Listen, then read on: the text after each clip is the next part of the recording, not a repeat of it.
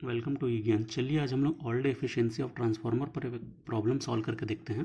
देखिए, the daily variation of load on a 100 kVA transformer is as follows: 8 AM to 1 PM 65 kilowatt and 35 kVAr, 1 PM to 6 PM 80 kilowatt 50 kilowatt kilovolt ampere reactive, 6 PM to 1 AM 30 kilowatt and 30 kVAr, 1 AM to 8 AM no load. ठीक है। The transformer has no load core losses of 370 watt and a full load ohmic losses of 1200 watt. Determine all day efficiency of transformer. इसका मतलब क्या है? इस question में हमसे पूछा गया है all day efficiency of transformer. इसके अलावा यहाँ पर एक डेली वेरिएशन ऑफ लोड दिया हुआ है कि इस टाइम से लेकर इस टाइम तक के बीच में इतना किलोवाट है और इतना केवीआर है। तो हमको पता है कि जो किलोवाट होती है वो एक्टिव पावर की यूनिट होती है और केवीएआर जो होती है वो रिएक्टिव पावर की यूनिट होती है। मतलब कि ये है हमारा पी एक्टिव पावर और ये है क्यू मतलब रिएक्टिव पावर। और उसका पूरा एक शेड्यूल दिया है अपना 24 आवर्स का। 8 AM से शुरू हो रहा है और 8 AM तक का पूरा 24 आवर्स का शेड्यूल दिया हुआ है। ट्रांसफार्मर के बारे में दिया है 100 kVA, तो इसका मतलब हमने यहाँ पर नोट कर लिया है S = 100 kV, ये उसकी रेटिंग हो गई। ठीक है। उसके बाद क्या दिया हुआ है? ये पूरा शेड्यूल था। ठीक है। उसके बाद दिया हुआ है कि ट्रांसफार्मर का जो नो लोड कोर लॉस है वो 370 वाट है। इसका मतलब है कि जो उसका आयरन लॉस है, कोर लॉस है, वो कितना है? 370 वाट, जो हमने नोट कर लिया।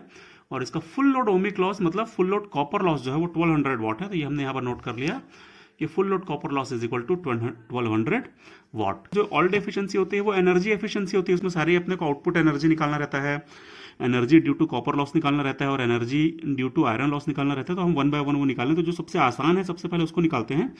सबसे आसान होता है energy spend because of iron loss, क्योंकि आयरन लॉस होता है वो पूरे 24 आवर्स सेम रहता है, वो कभी भी चेंज नहीं होता है। चाहे लोड कितना भी चेंज होता रहे, आयरन लॉस की वैल्यू हमेशा सेम रहती है। तो अपन उसको क्या करेंगे कि जब हमको energy spend because of iron loss निकालना है तो कैसे निकलेगा? ये हो जाएगा अपना iron loss multiplied by 24 hours. तो आयरन लॉस कितना है? आयरन लॉस हमारा 370, तो हमने लिख लिया 370 और 24 आवर से सीधे मल्टीप्लाई कर दें तो एनर्जी स्पेंड आ जाएगी, क्योंकि energy is equal to power into time होता है। ठीक है। तो यहां से अपना आ जाएगा आयरन लॉस के कारण जो एनर्जी लॉस है वो अपन कैलकुलेट करें तो वो आ रहा है 8880 वाट आवर। इसी को अपन लिख सकते हैं 8.88 किलोवाट आवर। तो ये हो जाएगा हमारा energy spend due to iron loss. ठीक है। इसके बाद अपने को निकालना है energy output in a day. ठीक है। Energy output in a day मतलब कि टोटल जो पावर आउटपुट है, यदि हम उसको टाइम से मल्टीप्लाई करेंगे तो एनर्जी आउटपुट निकल जाएगी। तो अपन को देखना पड़ेगा कि हमारा एनर्जी आउटपुट किस किस समय में कितना कितना है, वो अपन लोग कैलकुलेट करके देखें। तो देखिए, यहाँ पर एक अपन ने ऐसे टेबल बना करके रखी है। ये जो डेली वेरिएशन ऑफ लोड है, देखिए ये डेली वेरिएशन ऑफ जो लोड है उसको देखते हुए हमने एक टेबल बनाई है। तो 8 AM से 1 PM तक टोटल कितने आवर्स होते हैं? ये 5 आवर्स होते हैं, तो हमने लिख दिया 5 आवर्स। इसमें 65 किलोवाट और 35 kVAr है, तो हमने लिख दिया 65 जो एक्टिव पावर थी किलोवाट में और 35 kVAr में। बिल्कुल सेम वे में 1 PM से 6 PM फिर 5 आवर होता है, तो 5 आवर के लिए 80 और 50 है, तो यहाँ पे हमने 80 और 50 लिख लिया। उसके बाद 6 PM से 1 PM 7 आवर्स होते हैं, इसमें 30 और 30 है, तो हमने 7 आवर्स के लिए 30 और 30 लिख दिया। उसका नो लोड जो है वो 1 AM से 8 AM मतलब फिर 7 आवर्स के लिए होता है, तो हमने लिख दिया 7 आवर्स के लिए 0 और 0, एक्टिव पावर भी 0, रिएक्टिव पावर भी 0। ठीक है। तो यहां से अब हम लोग निकालेंगे अपना एनर्जी आउटपुट कितना है। तो एनर्जी आउटपुट कैसे निकलेगा? पावर इनटू टाइम से निकलेगा। तो ये पावर है, उसका करस्पॉन्डिंग टाइम है, ये पावर है, उसका करस्पॉन्डिंग टाइम है।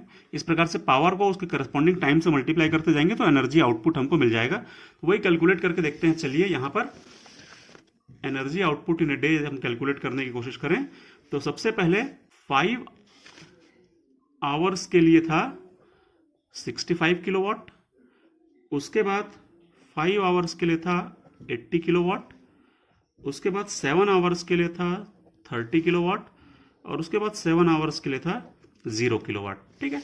ये हम लोगों ने यहां से देख देख के लिख दिया। 5 आवर्स के लिए 65, उसके बाद 5 आवर्स के लिए 80, उसके बाद 7 आवर्स के लिए 30 और नो लोड था अपना 7 आवर्स के लिए, तो 7 आवर्स के लिए नो लोड है। यहां से अपन ये पावर मल्टीप्लाइड बाय टाइम करते जाएंगे तो हमको एनर्जी मिलती जाएगी पावर इनटू टाइम के हिसाब से।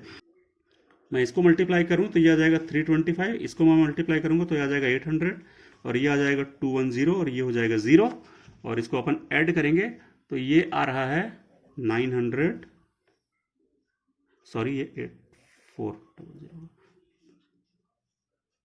ये आ जाएगा 935 किलो वाट आवर। ये हो जाएगी अपनी टोटल एनर्जी आउटपुट। ठीक है,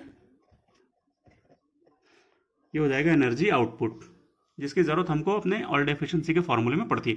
अपन ने कुछ नहीं किया है, करस्पॉन्डिंग टाइम के साथ में पावर को मल्टीप्लाई करते गए हैं और उसको अपन ने ये कैलकुलेट किया तो ये इतना हमारा आ जाएगा। ठीक है, तो हमारा एनर्जी आउटपुट भी आ गया और energy output because of iron loss भी आ गया। बच रहा है energy output due to copper loss. तो ये जो हमने अपना बनाया हुआ था table, energy output due to copper loss यदि हमको निकालना है तो कॉपर लॉस का फॉर्मूला होता है एक्स स्क्वायर इंटू पीसीयू। मतलब एक्स क्या होता है, वो फ्रैक्शन ऑफ लोड होता है कि टोटल जो रेटेड लोड है उसका कितना फ्रैक्शन उस समय आउटपुट के रूप में जा रहा है, उसका स्क्वायर करके यदि हम फुल लोड कॉपर लॉस से मल्टीप्लाई करते हैं तो एट दैट पर्टिकुलर लोड हमको कॉपर लॉस मिल जाता है। मतलब कि एक पर्टिकुलर लोड के समय में कितना कॉपर लॉस होगा वो निकलेगा अपना। ठीक है, जैसे हाफ लोड के समय में कॉपर लॉस जो होता है वो 1/4 टाइम हो जाता है क्योंकि हाफ का स्क्वायर। वैसे यदि 75% के टाइम में अपन लोग कॉपर लॉस निकालें तो 0.75 का square into full load copper loss. इस प्रकार से कॉपर लॉस जो है वो लोड के साथ साथ वेरी करता है।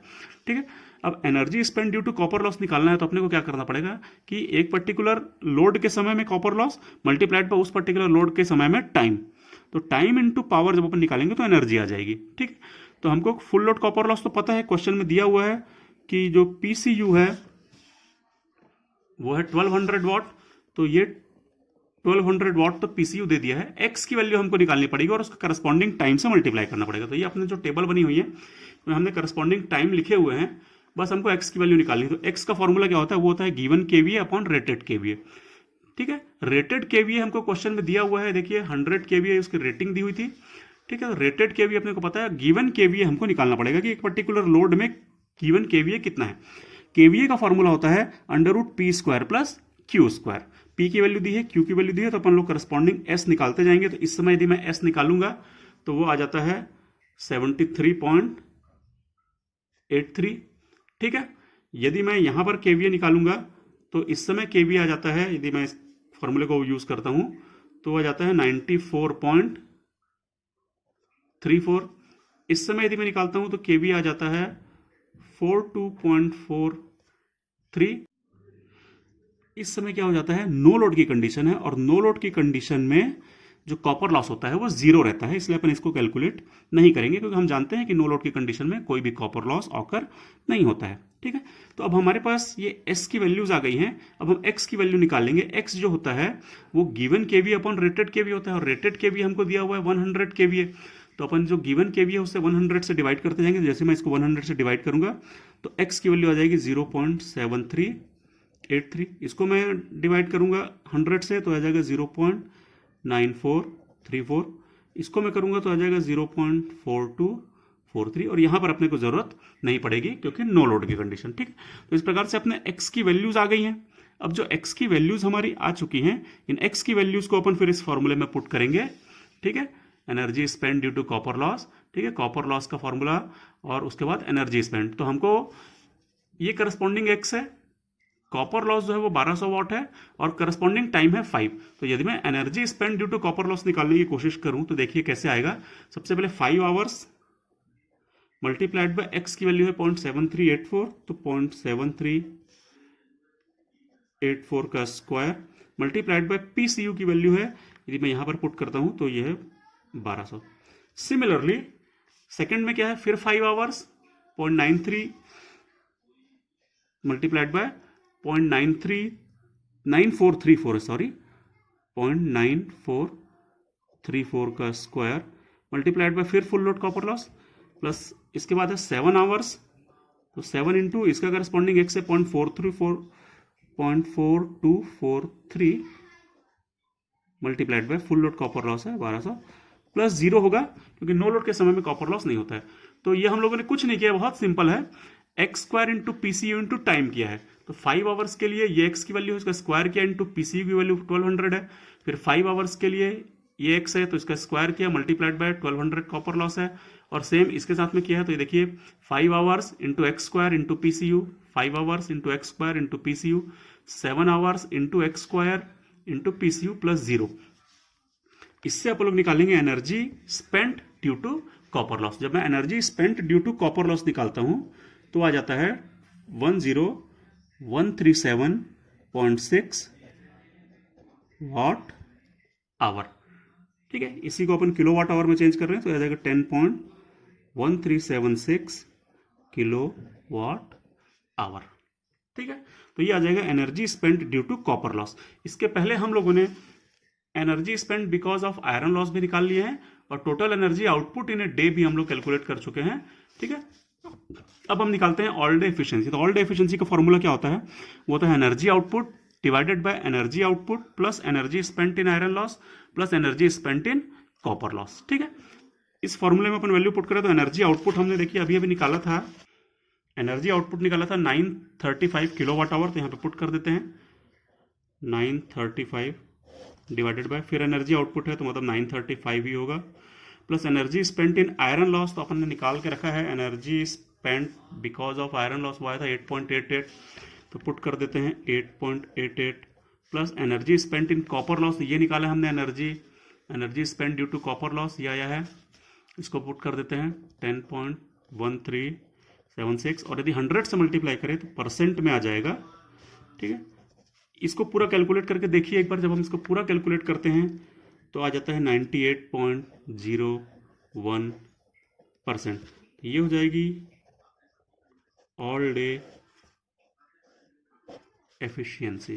ठीक है, तो ये हो जाएगा अपना ऑल डे एफिशिएंसी यदि ये वेरिएशन ऑफ लोड है फॉर 24 आवर्स और ये सारे डाटा जब दिए हुए हैं तो उसके हिसाब से इस तरीके से अपनी ऑल डे एफिशिएंसी आ जाएगी। तो बहुत सिंपल है, ऑल डे एफिशिएंसी निकालने में कोई बहुत ज़्यादा दिक्कत नहीं आनी चाहिए। अपने को जो डेली वेरिएशन ऑफ लोड रहता है उसके हिसाब से एक टेबल प्रिपेयर कर लेना चाहिए और करस्पॉन्डिंग टाइम के अपने को एक्स निकालना जरूरी रहता है। यदि हमको टाइम के करस्पॉन्डिंग एक्स की वैल्यू पता है तो अपन आगे के सारे प्रोसेस को बड़े आराम से कर सकते हैं। प्रोसेस को एक बार बहुत ध्यान से सुन लीजिए कि एनर्जी एफिशिएंसी निकालते समय, ऑल डे एफिशिएंसी निकालते समय ये फॉर्मूला हमको यूज करना पड़ता है। इसमें कौन कौन सी इंपॉर्टेंट चीजें हैं?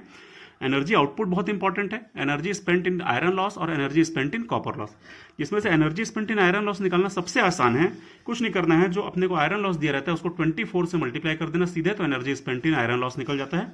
ये तो बहुत आराम से निकलता है। एनर्जी आउटपुट कैसे निकलता है? तो जो भी अपना डाटा टाइम के करस्पॉन्डिंग यदि वॉट में दिया हुआ है या किलो वॉट में दिया है तो इनको मल्टीप्लाई करते जाइए पावर इनटू टाइम, तो एनर्जी आउटपुट आ जाता है। देखिए ये एनर्जी आउटपुट आ जाता है, तो इस हिसाब से एनर्जी आउटपुट निकलेगा। सिर्फ कॉपर लॉस के कारण एनर्जी स्पेंड निकालने में थोड़ा सा प्रोसेस लेंदी होता है, तो वो भी बड़े आराम से निकाल सकते हैं। बस इस फॉर्मूले को ध्यान रखिए कि जो एक्चुअल कॉपर लॉस होता है वो एक्स स्क्वायर इंटू पीसीयू होता है और energy spend due to copper loss होगा वो x square into PCU into time होगा।